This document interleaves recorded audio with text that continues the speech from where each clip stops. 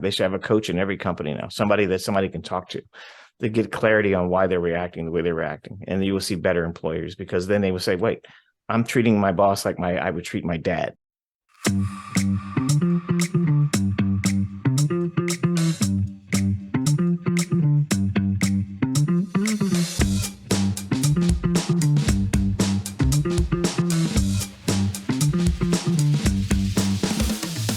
So, Yeah. like how this kind of like transition has been for you. I mean, like you used to work in media, like about how long, and then you have like transitioned into this corporate and in coaching industry, and then to get into this kind of, like core HR, personnel management, recruitments, retentions. I never saw anybody happy. Everybody had a lot of money, had a lot of attention, but they were never happy. And so when I found myself in the same boat, that's when I got into the mind science. I started learning about the subconscious and started learning about how the emotions drive your reality. When I started focusing on that, emotions that I felt from childhood and how it impacted my feeling of success in Hollywood, that is where I got in tune with this stuff. And I would say no job, no paycheck, no new car, no house you buy, no thing you get is going to make you happy. Just experiencing every moment and taking it in and going, why now? Why am I experiencing that today? There's so many intertwined, deep-rooted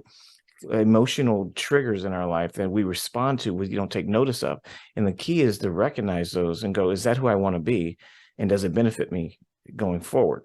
There seems to be like a complete change of events in terms of culture and the way there are things and done in US, and then things how the way they're supposed to be like done in back in India.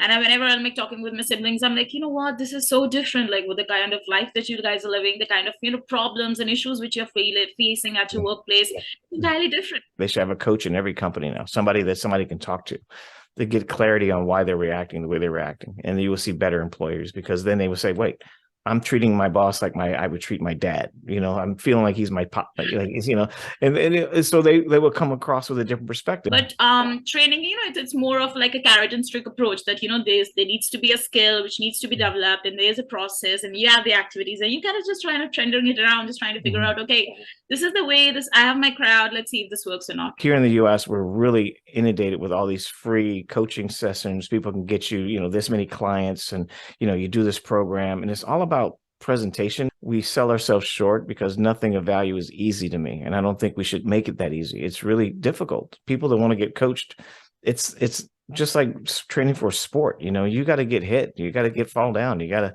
take the beating, and you got to get back in the ring. And that's kind of what coaching should be. It should be one of those things that is not something you do lightly and think, if I take a 3-step program, I'm going to feel better. The kind of depth that you're actually giving into training, it's something that have actually really inspired me to even, just kind of level up in whatever I've been actually sharing my trainings as well. Because they, even while you're training someone, you can actually go out on the deep roots of it, and you can actually figure out, even if it's with employees or corporate trainings, you can actually go out and figure out that, okay, if they are having some kind of emotional trauma stored in them, or have they had like any I don't know, like past experiences which have been traumatic for them, which is kind of still there as a bit of frustration.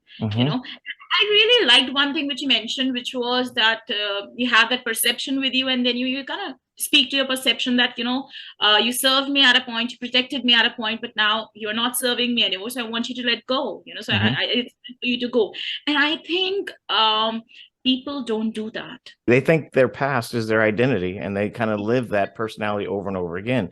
This is the way to kind of look at that, is like you've evolved. Just like you don't play with dolls anymore, you don't play with that emotion anymore. You kind of see it for what it is and let it go. And I think that's where leadership is struggling, especially in the US, because legacy is, I'm the boss. And then, like you said, let's go back to the kid.